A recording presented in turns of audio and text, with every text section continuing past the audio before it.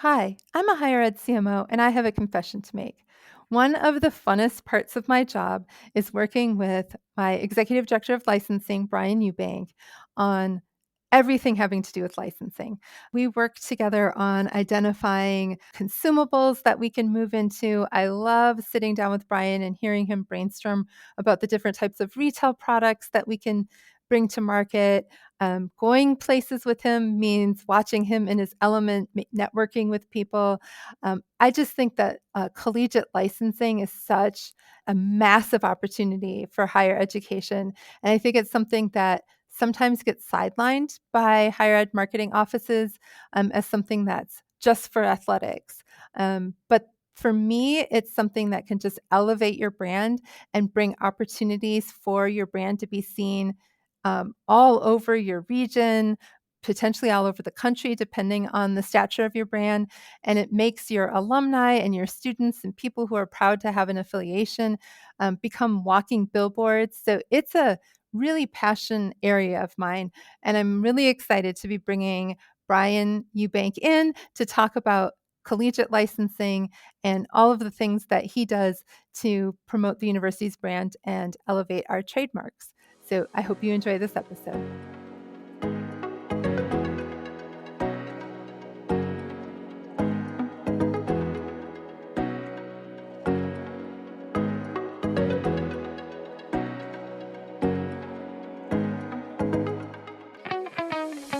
Welcome to Confessions of a Higher Ed CMO, the podcast designed for higher education marketers.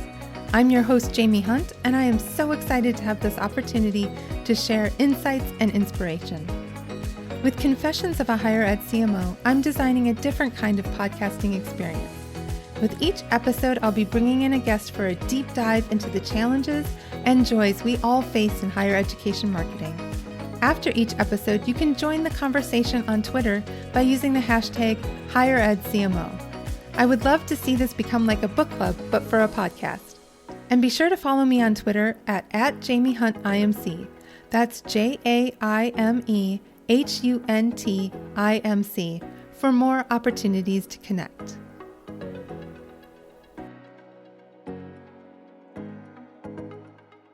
So I am here today with Brian Eubank, the Executive Director of Licensing at Old Dominion University. Hey, Brian, how are you? I'm doing great. Thanks, Jaime. I've been looking forward to this conversation for a while. We were originally going to try to do this a couple months ago, but BT's baby decided to be born instead. Like such an inconvenient baby. Yeah, how is she doing? she is doing great. I actually got the stats this morning from my wife. She went for her 2-month checkup, and she's currently the weight of a 5-month-old and the length of a 6-month-old. So all the clothes that we have gotten from 0 to 3 months do not fit. She's a little chunky. Yes. So I love it. Well, happy 2-month anniversary or 2-month birthday. yeah, So BT, why don't you tell us a little bit about your higher ed journey? I guess I started at Longwood University is where I graduated from and was um, blessed to play soccer there as a student athlete. So I do come from that side. And I knew that I wanted to be somewhat in the college athletic world. So I wanted to be an AD, to be honest with you. And so when I got into college and going through classes, I quickly learned that I did not want to be an AD. And so I got into the business school and specifically under marketing. And I kept my eye specifically within college athletics. And so I interviewed for a job at the time in 2009 with a company called ISP, and they worked on the multimedia rights side with universities and colleges across the campus. And specifically, this was for a University of Arkansas position. I did not get the job. However, they said, we just partnered with a new licensing company. We think that you would be a great fit for them. And I was like, I have no idea what you're talking about. Sure. Once again, 25, I'm like, okay, I know it's in college, has to do something with the college athletics. So I'm intrigued. And so I ended up getting the job, moving to Winston-Salem, and was given about 25 schools to manage, all colleges and universities from different sizes, division one, two, three, and actually grew that, doubled that in about 3 or 4 years. And so I've always had a passion working with colleges, because they are brands like any other brands that are um, in the market. And they're each all unique. And so I really enjoyed getting to know each university, getting to know both folks on the athletic side, on the university side, meeting presidents, meeting ADs, meeting folks like yourself in your role, and was able to really be in this industry now for 14 years. But now this is my first time on this side of the desk, um, which I must be setting a trend, because literally today, two colleagues of mine have transitioned over from the agency to a school as well. Wow. Wow. You're a So trendsetter. one went to Northeastern University and one went to Montana. Even though I have not been literally, you know, like have the university as my employee, they've been, or employer, they've been more my client. I have been around universities and schools for the past 14 years. So I've been through the COVID years. I've seen all types of trends. I've been in the room with, you know, admissions folks and alumni folks for a long time. So, um, but it is great to focus on one brand now I bet. I bet. versus managing 40 to a team that had over, 150 brands under my watch. So, we'll talk a little bit more about this, why schools should have licensing, but I've started programs at schools that did not have a licensing program, that had no idea why they didn't have one or why they should start one. So kind of, when licensing started, because it is an interesting story of actually how did this start.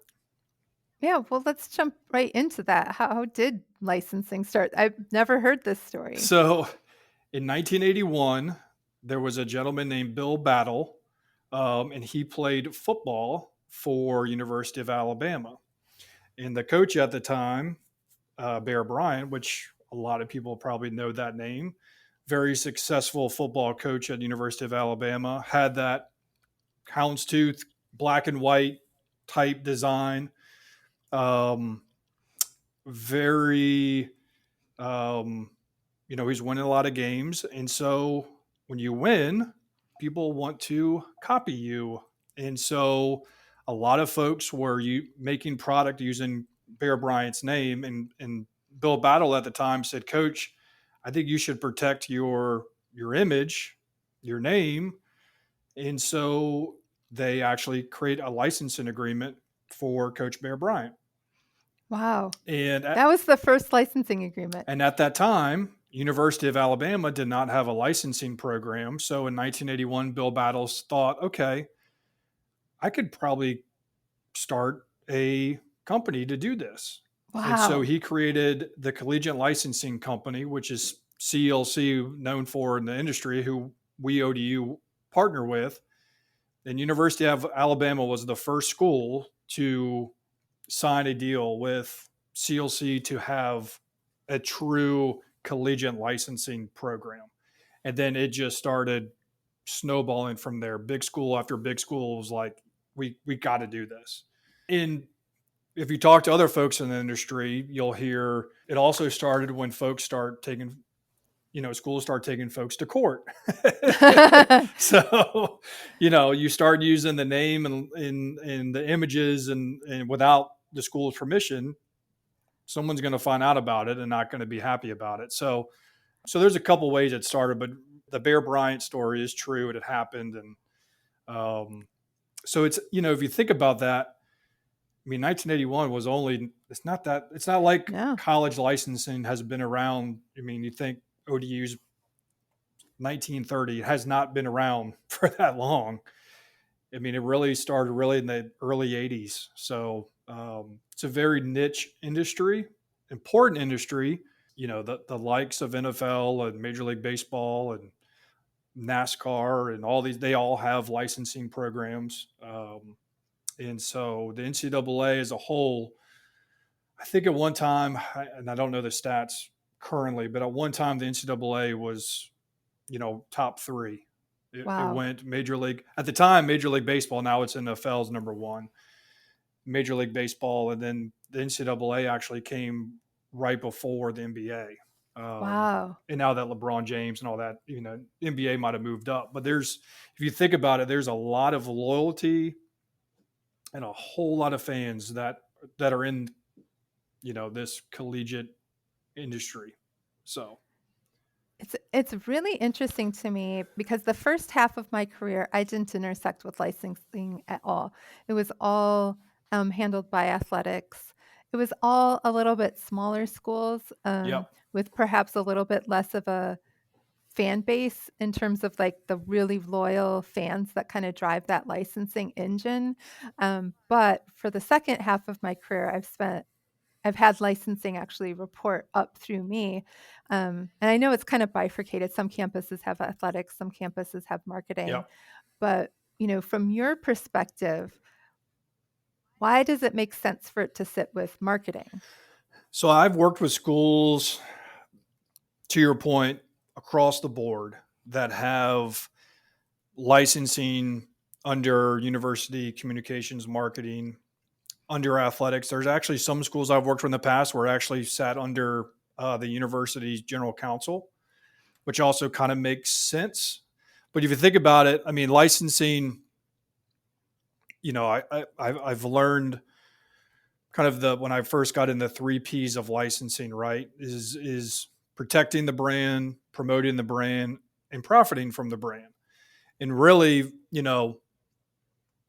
promotion, if you will, and I'll get into protection, but promoting the brand really, I mean, that's what we're also trying to achieve as a university communications and marketing department, is promoting the brand, getting Mhm. folks to not only, submit an application to come here, but alumni, right, to be passionate about, where they graduated from, and, current students and faculty in the community. So, to me, as a university communications marketing department, it goes hand in hand along with, from a brand protection part is, making sure that, folks are not using our marks in a way that we don't want them to, right?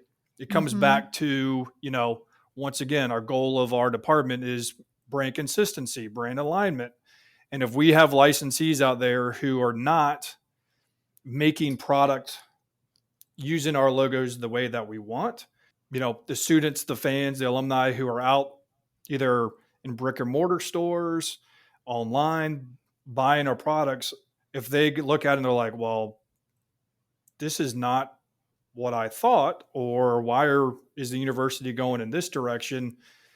There's a, um, inconsistency there with what they want, what they think versus what we want, what, as a department of university to.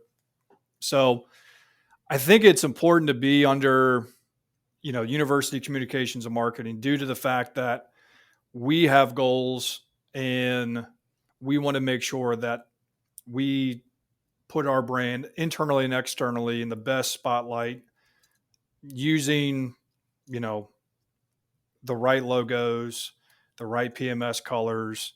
And we want to make sure that from a licensing perspective, we are aligning in that same goal. Because if we're not, there will be, you know, um, just some, alignment that's not going to work. Hey, all. I hope you're enjoying this episode of Confessions of a Higher Ed CMO. I want to take a moment to thank my friends at MindPower who are making Season 2 of this Enrollify podcast possible. MindPower is a full-service marketing and branding firm celebrating nearly 30 years of needle-moving, thought-provoking, research-fueled creative and strategy. MindPower is woman-founded and owned, WBENC certified, nationally recognized, and serves the social sector, higher education, healthcare, nonprofits, and more. The MindPower team is made up of strategists, storytellers, and experienced creators. From market research to brand campaigns to recruitment to fundraising, the agency exists to empower clients, amplify brands, and help institutions find a strategic way forward. You can learn more about their work in the world by heading on over to MindPower Inc. That's MindPowerinc.com. And be sure to tell the crew that Jaime sent you their way. I'm thinking about a time when at a previous institution, somebody tried to license and put our logo along with some really negative messaging. Yep. And we're like, nope. Yeah. We also had an experience where there was this sort of informal St. Patrick's Day tradition where students started drinking at midnight and tried to drink until the next midnight, and it was awful. And they wanted to put our logo on T-shirts to sell Yeah. to support, like, so students are all wearing this T-shirt, and we're Yep. like, absolutely Yep. not. And now with social media, right? I mean, it's even Yeah, that times 100. I remember working with Furman University when they made an unbelievable run this past April in the NCAA basketball tournament. And Barstool Sports made a shirt that they wanted to push because they knew at the time, hot market, will sell it. They were not licensed. That the design itself, Furman would never have approved. And we had that shirt down within like 30 minutes of finding out about it. that's awesome. So it is something that, to your point, I mean, we need to make sure, and that is why licensing is so important, is to make sure that what folks can buy or are willing to buy aligns with the university's brand standards. So 100%. I didn't really understand what a licensing director, executive director of licensing did before it started reporting to me, to be perfectly honest, back at Winston-Salem State. But I remember I was living in a small college town with a very large university. And I remember walking into Target there and seeing the licensing director having a conversation with what appeared to be the manager of that Target location, talking about this isn't licensed, this has to come yeah, down. And I kind of shopped in the section to kind of overhear the conversation. I thought it was interesting, but what is your day-to-day life like as a licensing yeah, director? it goes back to those three P's, I think, right? So, from a protection perspective, you know, um, I am making sure that what I see online, what I see, in the local market, conversations I'm having with internal and external folks are using the correct logos, right? So nothing that actually gets produced goes without me seeing the artwork. So we do have a software system that our licensing agency has that I see, products before it's get produced. So if I'm out and about and I'm pretty good now of spotting stuff that I'm like remember, I'm like, oh yeah, I remember approving that, or I'm like, there's no way I would approve that, right? So it happens. I've always someone told me when I first got in this business, you'll never look at retail ever again, and it is very true. Um, but yeah, so making sure that what folks are producing is in alignment with our brand guide. So I'm looking at our work constantly. Sometimes now 3 a.m. while my 7-week-old is up. So, um, so that's kind of the first thing. And then from that, you then see that in the marketplace. That could be in the bookstore. That could be in Walmart, Target. So it's my goal also to visit those stores and build relationships. And um, we do have ODU and a good amount of retail in this area, but it still, in my opinion, needs to grow. So it's working with those licensees of ours that also sell into those specific channels, right? So the Walgreens right up the road here, we didn't have any product in there. I talked to the store manager. He was like, absolutely, we would support it.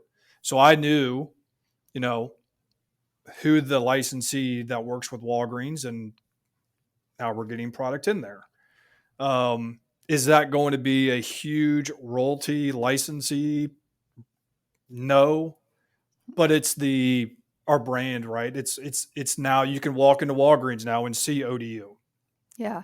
And so I think that's important. I've always said that, you know, collegiate merchandise, even if you wear it, have it on your wall. I mean, it's a walking, they're walking billboards, or, it's easy advertising for the school. So if we're not in places, out of sight, out of mind. So I want to be in every retailer in this area. So you've got kind of the approval of the products, you've got the increase of product into the stores. It's also, another part of my day job is working with our licensees, communicating with them, letting them know, what is new at ODU, or what things they may not know that they could, you know, put on products or add products. Um, because they don't live and breathe ODU. They're licensed for several hundred universities, um, and they're not going to be the ones to reach out. So we need to be the ones having those conversations, making sure that they're aware of, you know, our demographics, our students, our military connections, athletics, um, alumni numbers. Because if they don't know that, then we really won't get any traction for our brand. So I'm communicating with our licensees a lot, almost on a daily basis. And then I'm working on, what's the next product, right? Are there certain products that we don't have that would make sense for our brand? Um, and that's kind of the fun part, right? The protection part is, I always say, it's the backbone of licensing, but the promotion part of it is the sexy part of licensing, which I like to do. But you got to go back to kind of the blocking and tackling, which is making sure that your brand's protected. So that is the first thing that I focus on. Speaking of new products, we recently rolled out a new, potentially controversial, but it didn't end up being controversial. We rolled out a beer, We did. a licensed ODU beer, and it was a huge success. Can you tell us a little bit about that project? Where we landed with in terms of Yeah. royalties and how it happened? Yeah, that's been just a really fun project. I think internally as a team, as well as externally with our partner New Realm, who is the brewery. You know, the RFP was awarded when I got here, but kind of was just at the infancy stages, which is great timing because literally before I joined at ODU, I was about to launch a beer with UNC Wilmington. So I went from one beer project to the next, and I think the major success of it was building that relationships, with not only New Realm, but also with a distributor, because ultimately we needed them to be on board too to get us out and about. And, internally, I think our team did a great job with designing the label or helping design the label. So when you go into a grocery store, a bar, like, it screams ODU. I mean, Mhm. it screams our brand, um, and it's a good beer. That was really the one thing I was worried about, if people were going to like it or not, because there was only about two people who tried it before it actually went in production, me and another gentleman. So it was like, man, I hope. I hope people like it because, which I think it has gotten a really good, backing. I think a lot of people were calling for hoping for this years ago. And so we launched in about early to mid August. So right before, football season. And in 8 weeks, we sold 2,500 cases of ODU Golden Ale, which we make $2 per case. So we made $5,000 in royalties in 8 weeks. And New Realm has told me that, and they've been around for a good amount, have launched a lot of beer. They've got beers with Georgia Tech, but they said the ODU Golden Ale launch was their most successful launch in their history of any beer launches. And I think Wow. it's because Hoffman our distributor got on board and now has it in over 100 grocery stores, convenience stores, Total Wine. It's in over 80 bars, restaurants. It's sold at our football games, basketball games, soccer, baseball. Hoffman really was pushing New Realm to create this box design where when you stack the boxes, it actually creates the logo. And they've never had that before. And other big breweries were doing it. New Belgium was doing it with Voodoo Ranger and whatnot. And we were the first one to have this design concept. So when you stack the ODU Golden Ale on top of each other, it actually makes up our Lion Shield. It looks awesome on a shelf. So once again, from a branding perspective, it just enhances our brand even more when you walk into a grocery store, not expecting, and you go into the beer cooler and you're like, wow, I didn't even know you even had a beer. And it's 4.5%. So it's not like it's super hoppy where you can't drink just but one or two. We wanted to make it, an easy drinking beer, and to the point now where, New Realm wants to do a second beer potentially coming up. So, but they've been great as a partner. They hosted the Virginia Tech Watch Football Party. They've hosted some other events with alumni. They've got a brewery based in Atlanta, so we're actually going to have an event down there, and they're going to send ODU Golden Ale to that brewery so that our Atlanta chapter can enjoy it. So that's pretty cool too. Hey guys, it's Zach here, founder of Enrollify, with some huge news. So I am ecstatic to announce that Element 451, the AI-powered all-in-one CRM platform for higher education, has acquired Enrollify. Back in 2019, I approached Tony Frega, the CEO of DD Agency, with an idea. Tony's a good friend of mine, and so I said, dude, let's build a next-generation media hub for higher ed marketers and admissions professionals.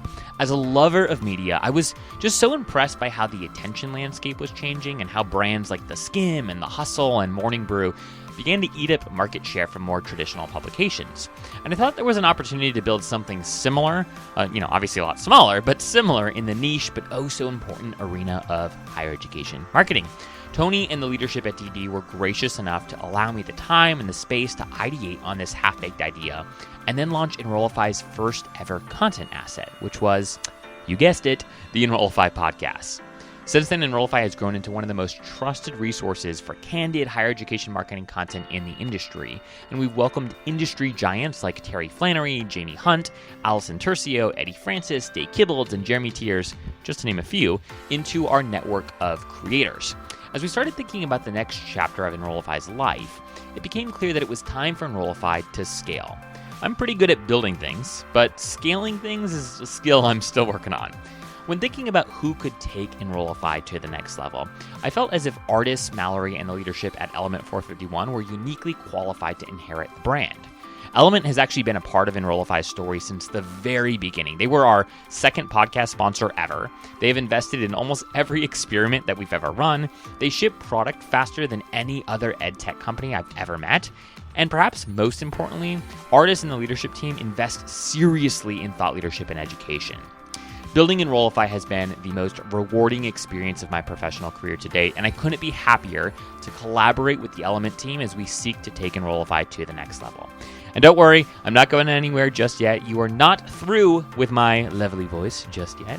But if you've found any value in Enrollify over your years of tuning into our content or watching our videos, it would mean a lot if you could share a kind word or two about how Enrollify has helped inspire you or helped teach you something new about marketing on social media. It would really, really, really mean a lot to the whole Enrollify and Element team, but to me personally as well. So if you've gotten any value of any of the content that we've ever produced, share a quick story or a quick thought about us on social. That would be wonderful. Well, thanks so much for being here, guys, and get ready. We've got so much in store that I can't wait to share with you all soon. But for now, back to the podcast. That's awesome. And our alumni were so jazzed about it. Yes. Like they were so excited about it. And I think it feels like we're playing with the big dogs in a way. Like, the big schools are the ones that have beers. And we're a large school, but we haven't always been. That's a more recent development. Right. And I think it creates a sense of like, we're a big player now among our alumni. Yeah, for sure. And, one thing that, and I may be skipping ahead, but, one thing that I think folks need to know is that, and this doesn't happen at every university, it's very different, but, all of our royalties from sales of licensed merchandise, so T-shirts and mugs and the beer and, goes to a general scholarship fund. So we're supporting our future monarchs, our future students, where other schools, 100% of their licensing revenue might support athletic facilities, or, it might be a 50-50 split, right? Where, 50% goes to athletics, 50% might go into a university marketing fund. But there's some schools like us where, we go, what, we want to support our future students. And so therefore, the royalties from, licensed merchandise, ODU licensed merchandise goes to that fund. So, and I did not know that when I was a student, but I think once you learn that in alumni and, I'm kind of workshopping a name or a program to communicate that to folks, because once you kind of learn of like, oh man, I did not know what I was buying for ODU, went back to the university. Like, absolutely. Why wouldn't I support this? I think is an important message for folks to know at any university.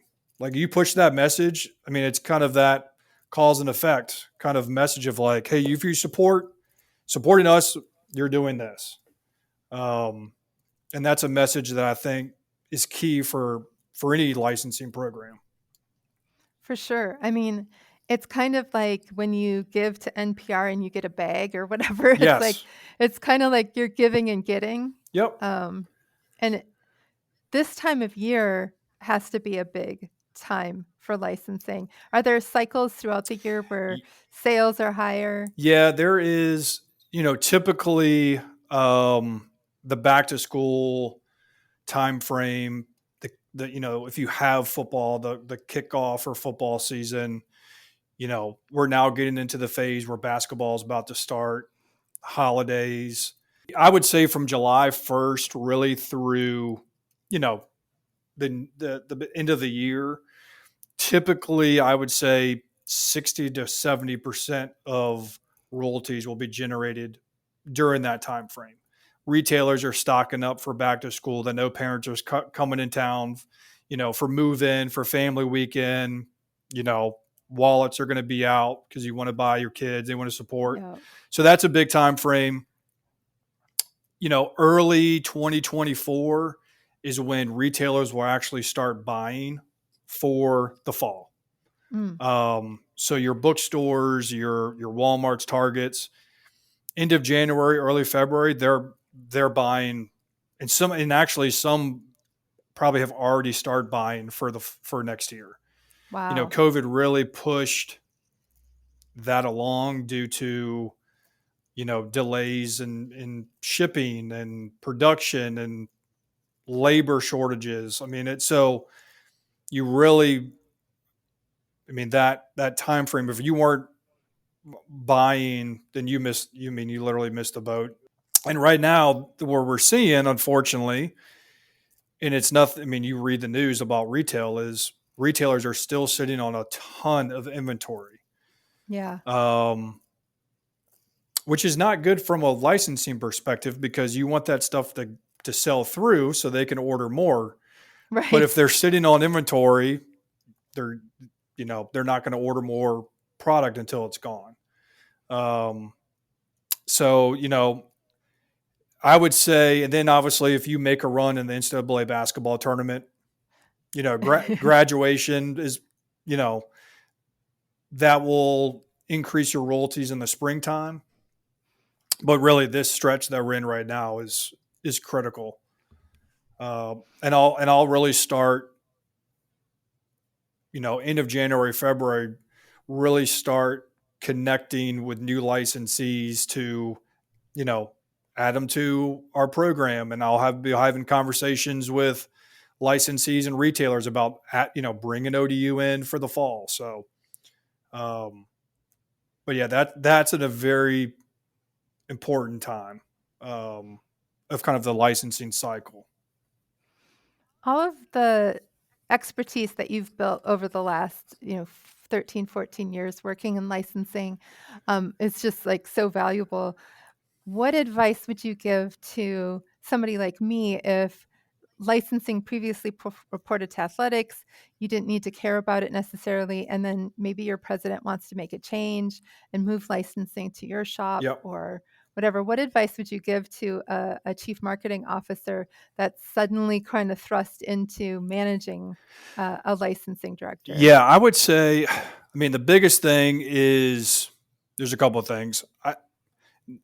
Networking is, I've always found, when I was on the agency side, even if licensing fell under athletics or maybe it fell under marketing, I was still having conversations with both sides, because it is very important. Athletics drives licensing as much as the university side drives licensing.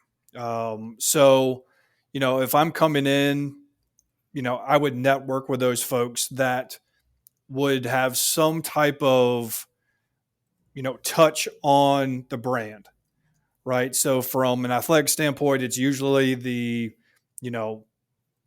director of external relations or senior AD of external relations. More than likely, they're touching the brand from an athletic standpoint.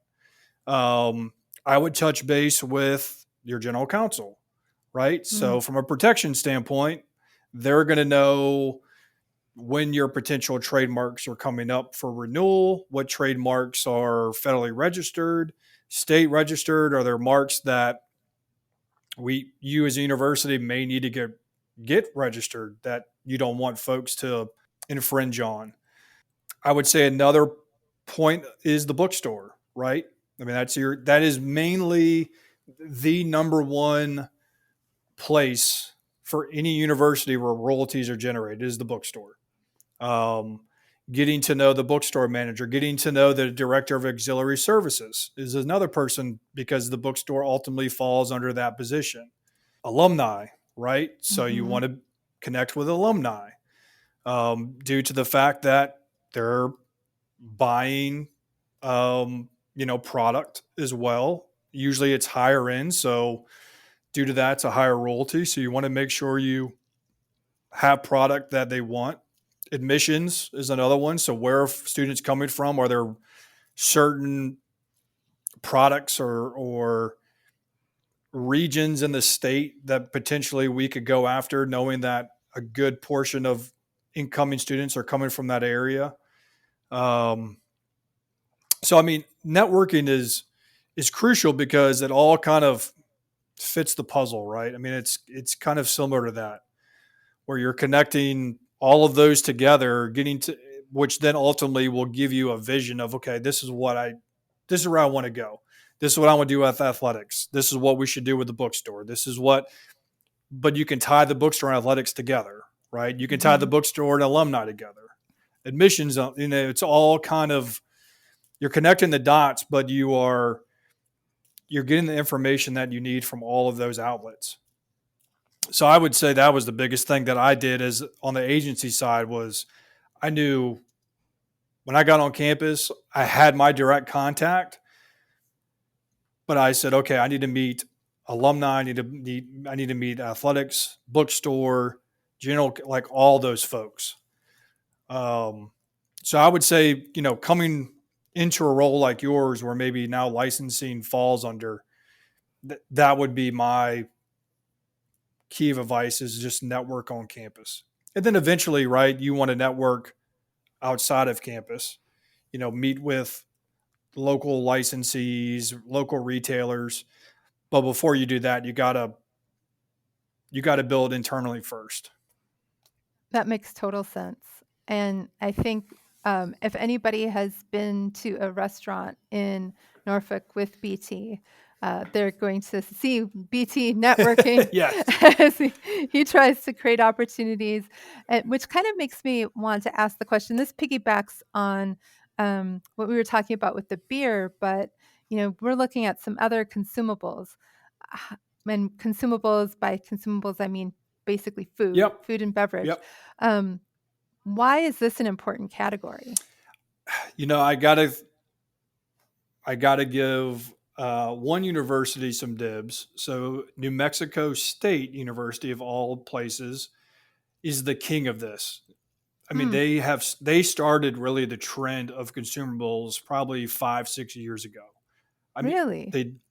they have a beer, a tequila, a wine, a salsa. I mean, they've got all coffee. I mean, and so I would say the consumable market, yeah, really took place probably 5-6 years ago. It really started taking off, and I think the one thing that it also did is it brought that local tie to the community. I mean, I really do think it's a community driven thing. So, you know, I launched several coffees with schools over the past 2 or 3 years. All of them were local. People loved them. They knew them. We did we've done bourbon, working with a local distillery, and it just, I don't know, folks just, once again goes back to that local support. So we ODU, we're looking at launching. We launched the beer. We're soon going to launch a barbecue sauce with a local restaurant here that makes barbecue sauce. It's called the Dirty Buffalo. Um, who one of the owners is an alum. So I think that's another key thing, right? A Hmm. lot of universities, when they're looking at the consumables, are there alum in the area, right? That we can build a PR story around, but also a great product that our local alum fan students will enjoy. And so just happens that he makes great barbecue sauce. And so it just kind of made sense to have a conversation with him, kind of lay out the expectations of, how to become licensed. This is what you're going to have to do. You're going to have to pay a royalty. But big picture, I think it's just a win-win for both. It gets his brand, which he's trying to build, out there, and it builds our brand as well. So, we're going to launch more with him. So I don't think, I think a lot of schools actually just launch one and they kind of stop. That was kind of with the beer thing. A lot of universities work with a brewery and they just launch one beer and that's it. And it's like, okay, let's continue to build out a collection, if you will, because what you like may be different from what I like. Hmm. Hmm. And so let the consumer dictate of what they want and what they like. So we're looking at that. We've done, on the agency side, we've done ice cream in the past, learning our tradition here very quickly of ice cream and cake. I think it makes sense to work with a local ice cream parlor. It's taking a little bit longer than I hoped, but it's those conversations are still happening. Coffee's another big one that would love to do, that we're having conversations with. So yeah, I mean, it's you know, if it makes sense, one time, one of the biggest consumable products in the state of Virginia was peanuts. Oh, yeah. And there was a company, I know they're still around. I don't know if they're still doing collegiate peanuts, but it was called Virginia Diner. And you could go into any, Hallmark store or wherever, local specialty stores, and you would see Virginia Diner peanuts wrapped in, ODU, JMU, along with, they had every school in the state, or and it did very, very well. So I mean, that could be, another thing that we are known as a peanut state, so it'd be kind of cool to do that again. Yeah. We've had a hot sauce. Yeah, we did a hot sauce for the 73rd Oyster Bowl. So that was last weekend. There's a big oyster roast tailgate that the Shriners here locally put on. So we designed a special hot sauce for them for that event, and that will continue to happen. We've got our donor relations. So once again, why do these products? I had a conversation literally this morning with our director of donor relations, who said, I'm on 100 bottles of this hot sauce, because next Friday they're hosting an event with all of their high-end, donors, along with the president's going to be there. And she said, these donors don't need anything. They got all the money in the world, but just this little bottle is different than just giving them, another mug. Yeah, another mug or whatever. T-shirt, like, this is cool that they can. So we'll continue to do that. We're going to be launching, Big Blue Q, which is our barbecue sauce. I think next week. We met this morning. We're going to do that. We're actually going to have the football coach live on his coach's show. Try it.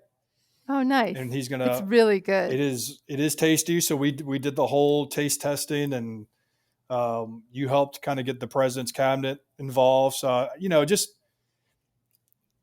it's just fun to get everyone involved with it, because I think that builds us, some excitement. Same thing with the beer. It was kind of, everyone had a hand into it. It just wasn't, BT Eubank by himself working alone. There was a lot of people, that helped along with a lot of these projects. And so, and that will continue, because it only just enhances our brand and just makes for something that's cool, that's just not a t-shirt or a hat, or, because we're going to sell those. People are going to buy those. But what is these other kind of items that are local to our community, that, our fans, our alum, our students go to and support, and all of a sudden they can go in and buy an ODU product on top of it. It just makes sense. I think there's just so much with consumables that I think are attractive, and it's something also that people go through and then need to buy again. Yes. I hate to sound that crass, but you buy a t-shirt, we get a royalty once. You buy a barbecue sauce and you love it, you keep buying the barbecue sauce. Yeah. You got to come out on the apparel side. You really got to, you got to come out with like special collections to keep it fresh. Because if you don't, to your point, if you got a t-shirt or a sweatshirt that you love, you're just going to wear that and wear that and wear that. Yeah. So. Absolutely. Yeah, I have a sweatshirt. Honestly, I have a sweatshirt that was the first thing I ever got that was licensed that I can recall. I was a high school senior.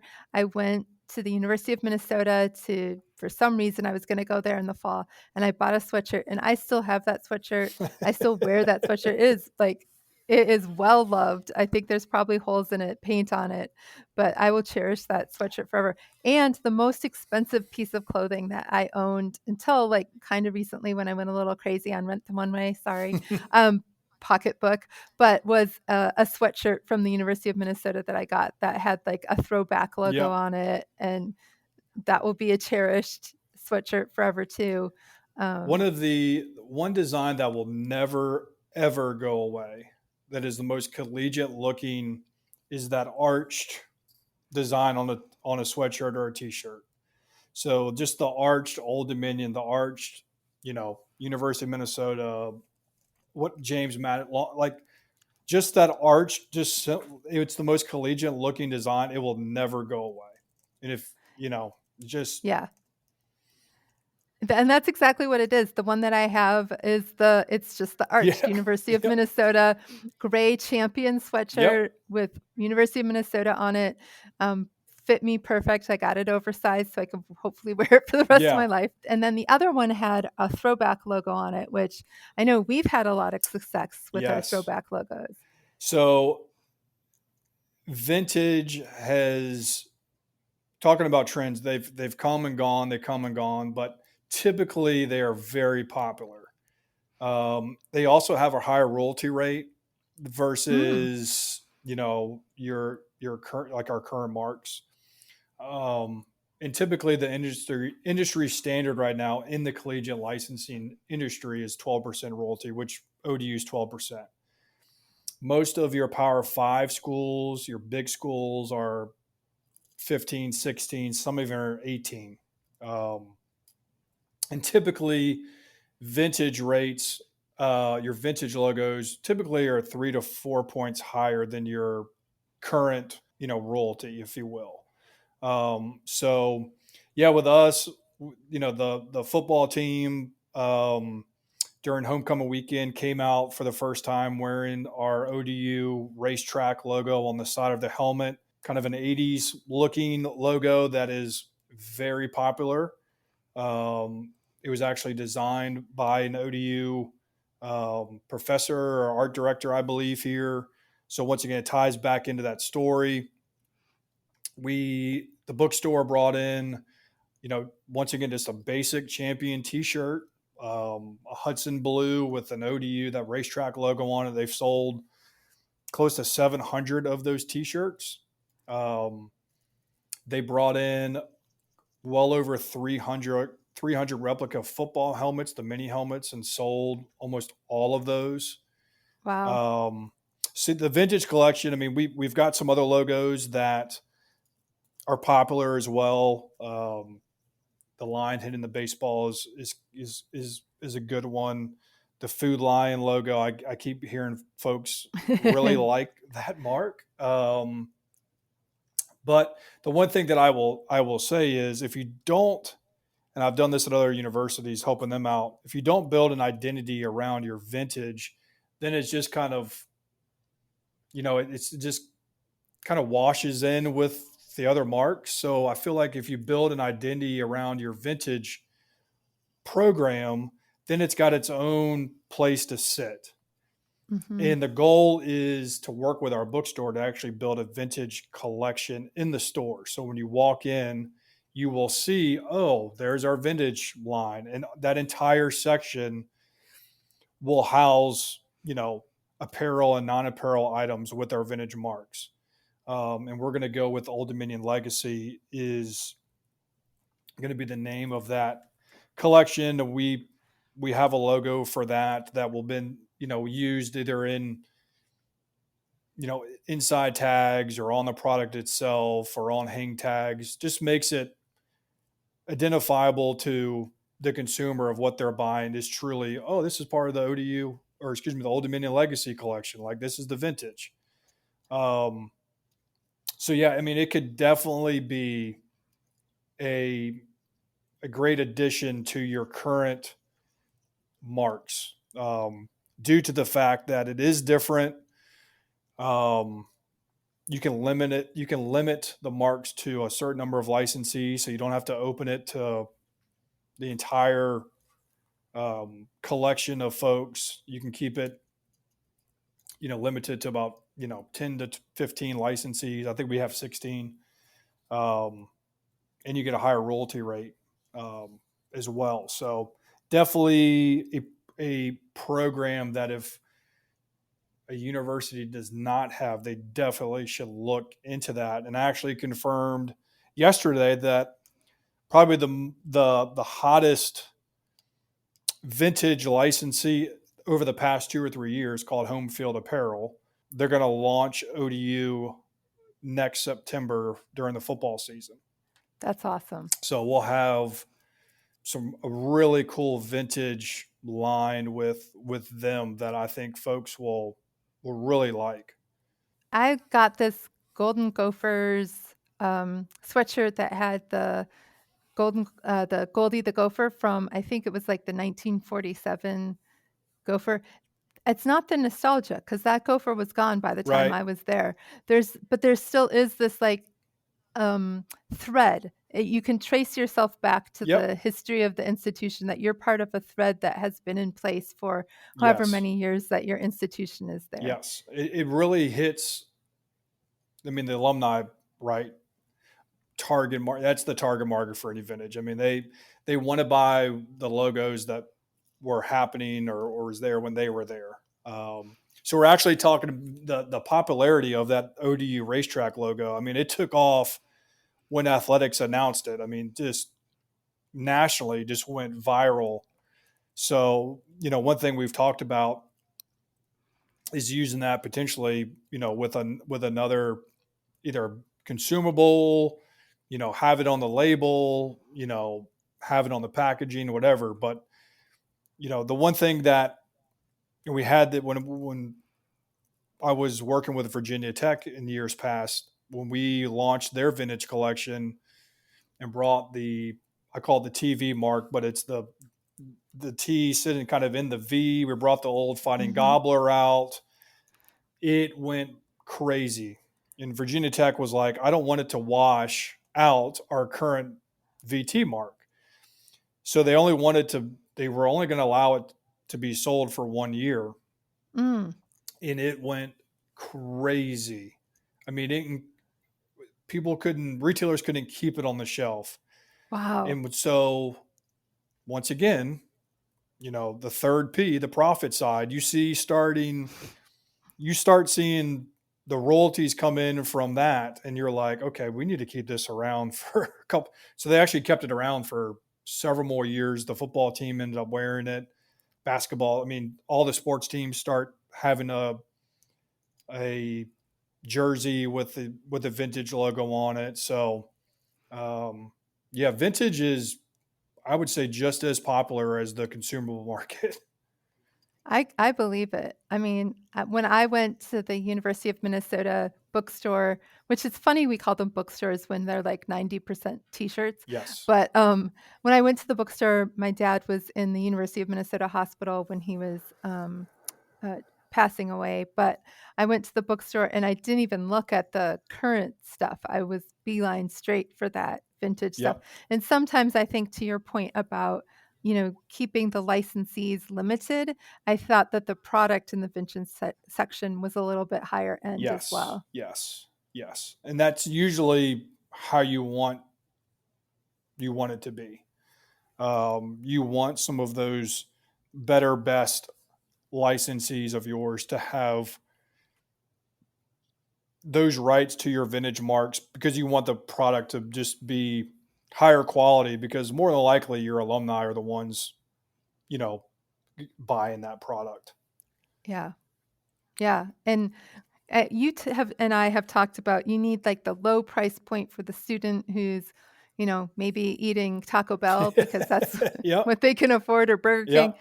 And then you need something kind of mid-range for the employees, and then you need something higher end for Yeah. the alumni. Typically, from a book, really from any kind of retailer perspective, but really for a bookstore, they will carve out their square footage into good, better, best categories, and licensees fall under that category, right? So, you know, everyone's been in a bookstore and see kind of the roll t-shirt, right? A roll, they're 15, $20, if that. I mean, that's in your good category. They're, you know, not the greatest quality of t-shirt, not the worst, but they're cheap, and once again, they're probably going to have that arched or straight Old Dominion on it, or whatever Mhm. university name.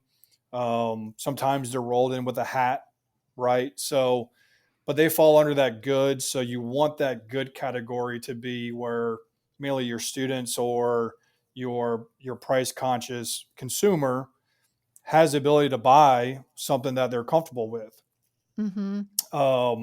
Then you've kind of got that better category where your champions, your, you know, potentially maybe your sideline provider falls into that category, but it's that higher, that mid-level price point that is better than that $15 rolled up t-shirt, but is not as good as that, you know, Johnny O polo or Peter Millar polo.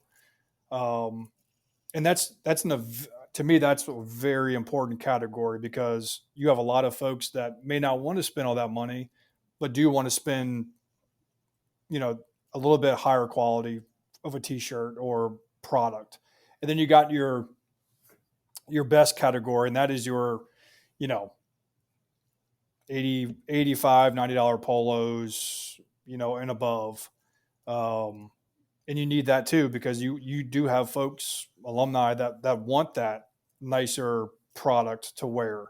And so typically bookstores will have a certain percentage of all three categories in their store, mainly, you know, that good and better two categories will have the majority of the floor over the best. But depending on where you go, I mean, you've been to private schools where you don't find Yeah. good. It's better best. So Wait. it really, that's what, again, that was the cool thing of being on the agency side, is every school is different. Private schools, you know, versus, you know, some state schools, the mix of product in the store was totally different. So you just cater to really your consumer target market. Yeah.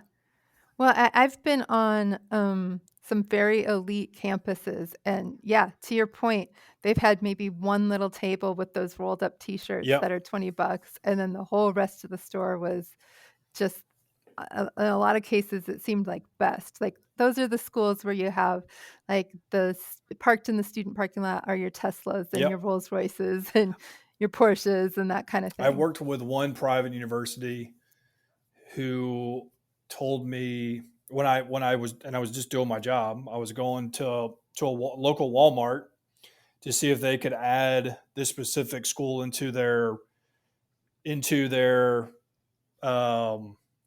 selection, and they were on board. And when I got to the school for my meeting, I'm like, yeah, I just met with Walmart, and they're like, we don't want to be in the Walmart. Wow. We think we're flattered that they want us, but we don't want to be in there. Where I have Interesting. other schools, like, we want to be in every single Walmart. Yeah, right. So it just varies. I mean, it's very interesting. Once again, it goes back to the brand. Like, how do schools look at their brand? Do they look at it more of, you know, we don't want our brand out there, we only want it at our bookstore or on campus for folks to come to, or we want it in every Dollar General, every Walgreens, we want our brand out there as much as possible. I mean, it Yeah. just really, really varies. Well, and it varies, I think, from just in my experience. So the times that licensing has reported to me are here at ODU, which is an large R1 public, but not the flagship. I've been at another large public that was also not the flagship. That was a little bit more, I think, affluent students went there, affluent alumni, and then a much smaller HBCU where the alumni would probably wear their college gear every single Yeah. day of the week Yep. for the rest of their lives and be buried in it. Yep. And so it's really you have to understand the character of your campus, I think, Yes. and what drives people, what drives the students, what drives the alumni, Yep. employees. I mean, And I would encourage, you know, we're going to do this here in a couple of weeks. I would encourage folks to do focus groups. So we're going to do a focus group on November 16th with the senior marketing class within our business school. And I met with the professor yesterday, and actually, you know, we divided categories of what I'm interested in learning. You know, what logos do students like? What colors do students like from an apparel perspective?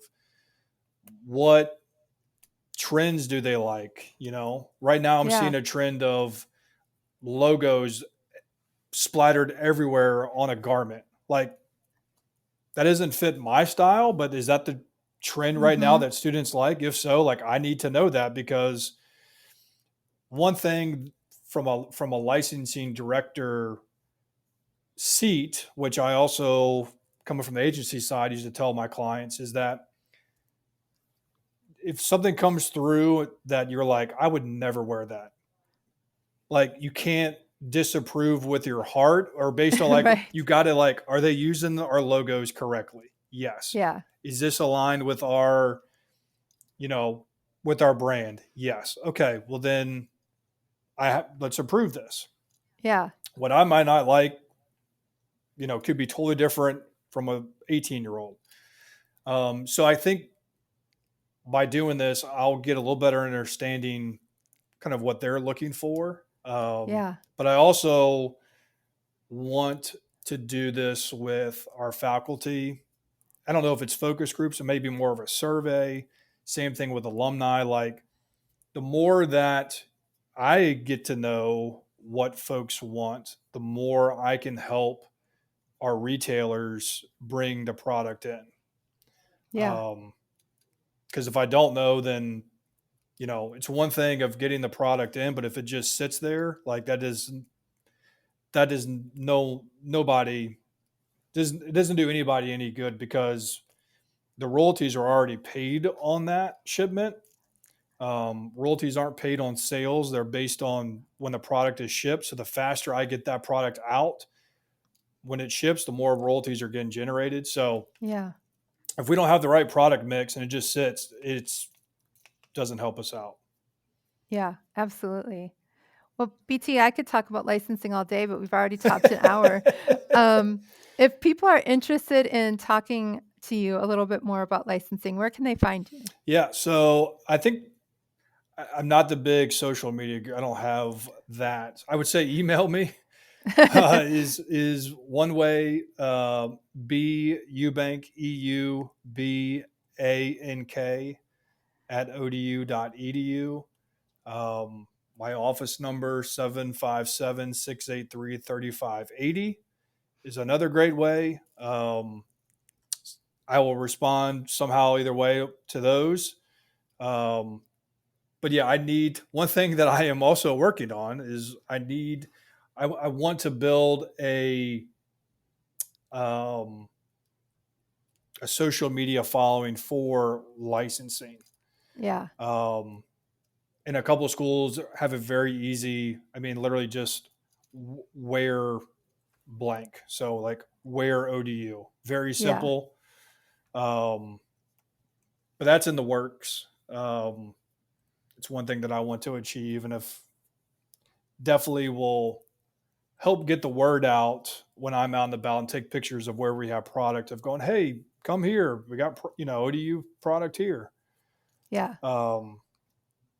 But yeah, I would say just by email or phone is right now the best way to contact me. If anyone has questions or just want to talk shop about licensing, I could go for another hour. You could, trust me. Well, listeners, as always, you can find me on LinkedIn at Jaime Hunt, Jaime Hunt.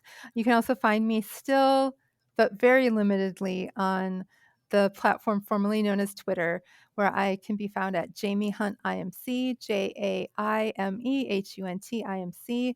I'm also playing a little bit with TikTok. So I'm the higher ed CMO over there, the higher ed CMO. So track me down there. I'm happy to connect with listeners and answer any questions you might have of me. And with that said, thank you so much for coming on the show, BT. It's been a great conversation. And let's go bust some silos. That's right. Hey y'all, Zach here from Enrollify. I hope you enjoyed this episode of Confessions of a Higher Ed CMO with Jaime Hunt. If you liked this episode, do us a huge favor and hit that follow and subscribe button below. Furthermore, if you've got just 2 minutes to spare, we would greatly appreciate you leaving a rating and a review of this show on Apple Podcasts. Our podcast network is growing by the month, and we've got a plethora of marketing, admissions, and higher ed technology shows that are jam-packed with stories, ideas, and frameworks that are all designed to empower you to become a better higher ed professional. But Enrollify is far more than just a podcast network. Enrollify is where higher ed comes to learn new marketing skills, discover new products and services, and find their next job. We're a growing learning community of 4,000 members, and we'd love to welcome you into the fold. You can access our free blog articles, newsletters, e-courses, and more, or purchase our master course on how to market a university with Terry Flannery at enrollify.org. We look forward to meeting you soon and welcoming you into the community. Again, you can subscribe for free at enrollify.org.